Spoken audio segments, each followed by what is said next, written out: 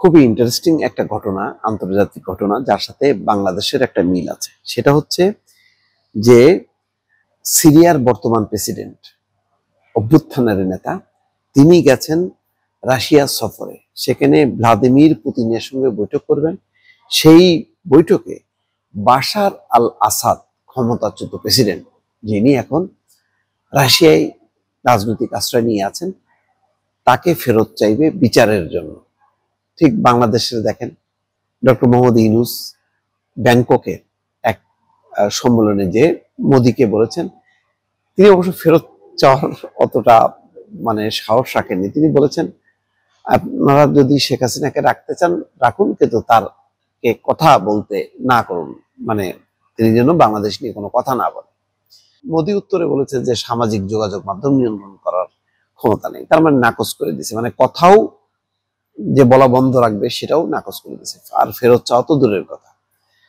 এখানে কিন্তু আহমেদ আল সারা, বর্তমান প্রেসিডেন্ট সিরিয়ার, তিনি গেছেন এবং পুতিনকে এই কথা বলতে, যাতে বাশার আল আসাদকে ফেরত দেওয়া হয়।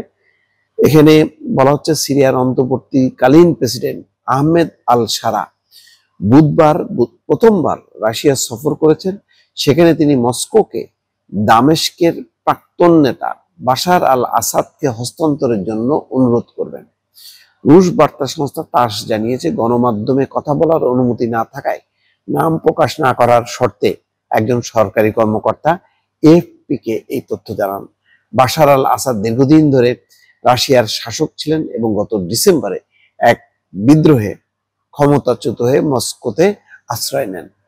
সিরিয়ার ওই কর্মকর্তা বলেন, সারা রাশিয়ার প্রেসিডেন্টকে যুদ্ধাপরাধকারী, অর্থাৎ যুদ্ধাপরাধকারী, যেমন আমাদের শেখ হাসিনাকে বলা হচ্ছে মানবতা বিরোধী, সে হচ্ছে গণহত্যার দায়ে অভিযুক্ত, তাকে বিচারের জন্য বাংলাদেশ ভারতের কাছে অনুরোধ করেছে যাতে শেখ হাসিনাকে ফেরত দেওয়া হয়। তেমনি সারা, অর্থাৎ বর্তমান সিরিয়ার প্রেসিডেন্ট, অন্তর্বর্তীকালীন সরকারের প্রেসিডেন্ট, বলছেন যে বাশার হচ্ছে যুদ্ধ অপরাধকারী, অর্থাৎ সে যুদ্ধকালীন অপরাধ করেছে।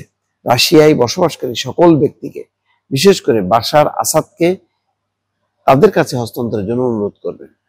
দুই দেশের মধ্যে দ্বিপাক্ষিক এবং অভিন্ন স্বার্থ এবং আন্তর্জাতিক স্বার্থ আছে, আবার পুতিনেরও স্বার্থ আছে। সেটা কি? সেখানে সিরিয়ায় রাশিয়ার দুইটা ঘাঁটি আছে। সিরিয়ায় রাশিয়ার দুটি প্রধান ঘাঁটি রয়েছে, লাতাকিয়া প্রদেশে হামেইমিম বিমান ঘাঁটি এবং উপকূলে তার্তুসে একটি নৌঘাঁটি, একটা বিমান ঘাঁটি আর একটা হচ্ছে নৌঘাঁটি আছে। সেই দুই ঘাঁটি ভাগ্য যাতে ঠিক থাকে, অর্থাৎ দুই ঘাঁটি যাতে কোনো রকম ঝামেলা না পড়ে, সেটা হচ্ছে পুতিন ওই আল সারাকে অনুরোধ করবে। অর্থাৎ পুতিন চায় যে নৌ এবং বিমান ঘাঁটি দুটি রক্ষা করতে, আর সারা চায় বাশারকে ফেরত দিতে, যাতে তার বিচার সম্পন্ন করা যায়।